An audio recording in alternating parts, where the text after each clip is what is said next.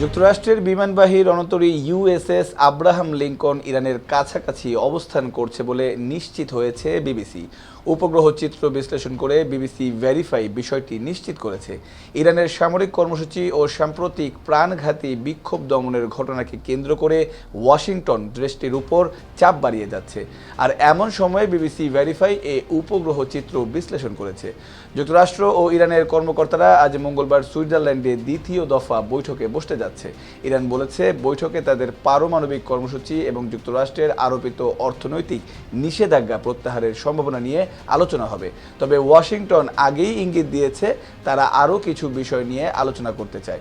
Abraham Lincoln নামের বিমানবাহী রণতরীটিতে রয়েছে 3টি গাইডেড মিসাইল ডিস্ট্রয়ার।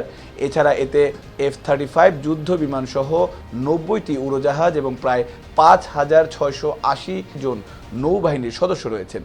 জানুয়ারির শেষ দিকে রণতরীটিকে উপসাগরীয় অঞ্চলে মোতায়েন করা হয়েছিল বলে জানা গিয়েছিল, তবে এতদিন পর্যন্ত উপগ্রহ চিত্রে সেটি দেখা যায়নি। এবার উপগ্রহ চিত্রে সেটি ধরা পড়েছে।